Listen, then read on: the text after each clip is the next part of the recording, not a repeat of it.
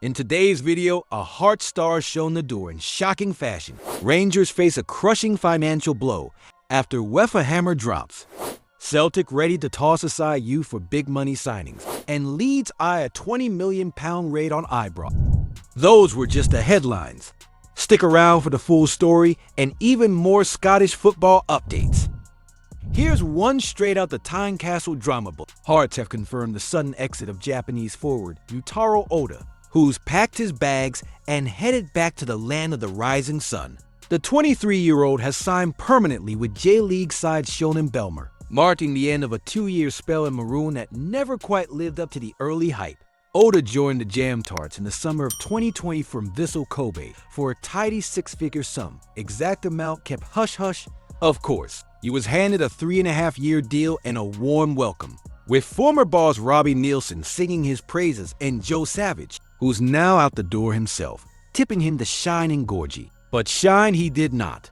Across 53 games, he managed 7 goals, flashes of brilliance here and there, but nothing consistent enough to nail down a spot.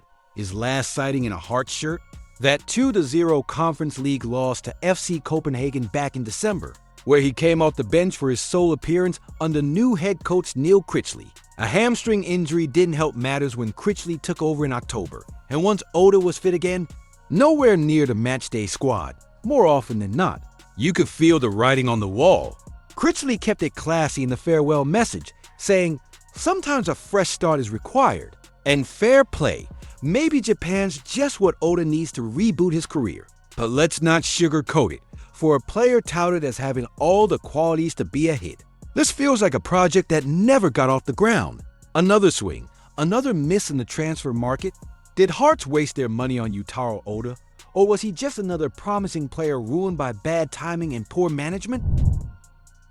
Well, here we go again. Rangers have found themselves on the naughty step with UEFA, and this time, it's no slap on the wrist. Following their Europa League win over Fenerbahce, the mood at Ibrox should have been nothing short of euphoric. But instead of basking in continental glory, the club is scrambling to deal with the fallout from a fan-displayed banner that UEFA didn't take too kindly to. Now, Rangers are not only fine, but they've been slapped with a suspended partial stadium closure. That means if anything remotely similar happens again in the next 2 years, UEFA won't hesitate to pull the trigger. And let's be crystal clear here, this isn't just a tut-tut and carry on. A stadium closure means fewer fans in the ground, a quieter Ibrox, and more importantly, massive loss of income. We're talking serious money down the drain. Matchday revenue is no joke, especially for a club that depends on packed stands to fuel its European ambitions. Former FIFA referee Keith Hackett put it bluntly, Rangers are walking a tightrope now. One misstep,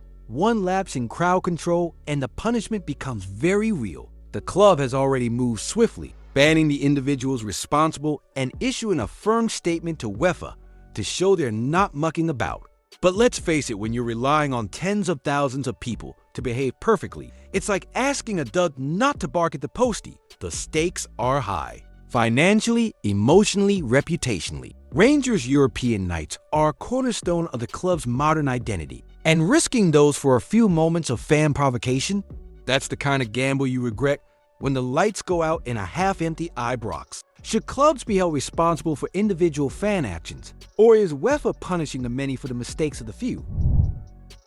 It looks like Brendan Rodgers is about to reshuffle the deck again at Celtic Park. After that derby defeat to Rangers A, the one that had green and white hearts sinking across Glasgow, the international break arrived like a well-timed timeout. A breather, a reset, and for a few players, a chance to boost their stock on national duty. One of those?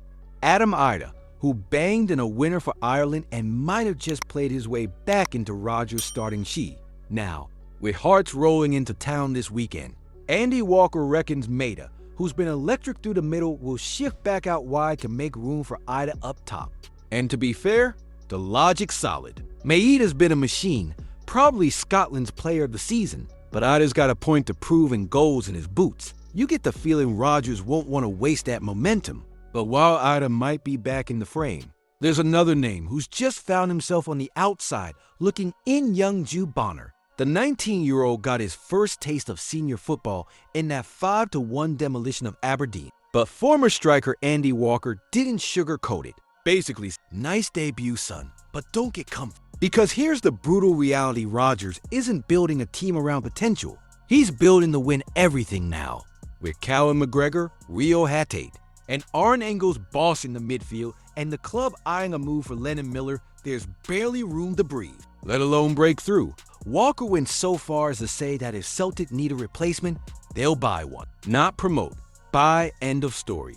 And this, my friend, is where it gets juicy. Because it's not just about Jude Bonnar. It's about what this says across Scottish football. The endless debate. Are we nurturing local talent or just buying in ready-made success? Are clubs like Celtic killing the chances of young Scottish players by constantly chasing foreign signings? Or is that just what it takes to stay at the top these days? Well now, things just got a bit spicy in the Rangers midfield saga, and not the kind with a hint of paprika. We're talking full-blown transfer heat, and the name at the center of it all, Nicolas Raskin. The Belgian maestro has quietly been one of Rangers' most consistent midfielders, and now he's got a fresh feather in his cap after making his debut for Belgium during the international break. Not a bad way to catch some eyes, and catch them he has. Leeds United, sitting pretty at the top of the championship, are said to be sniffing around with serious intent. But here's the catch. Rangers won't let him go for peanuts. They slapped a £20 million price tag on Raskin's head, and frankly, they've every right. Under contract until 2027, still only 24, and churning out 5 assists in just 22 starts this season. That's not pocket change territory. It's not just Leeds in the mix either. Premier League sides like Aston Villa and Brentford are also circling, along with a few curious glances from clubs across the continent. Suddenly, Rangers have got themselves a bit of a bidding war, or at least they could. Now, let's pause and ask, what does this mean for Rangers? On one hand, cashing in on Raskin could be a smart bit of business, especially if they reinvest wisely. But losing him now, just as he's becoming a linchpin, could be a massive step backward. Fans might not be thrilled to see yet another key player used as an ATM ticket.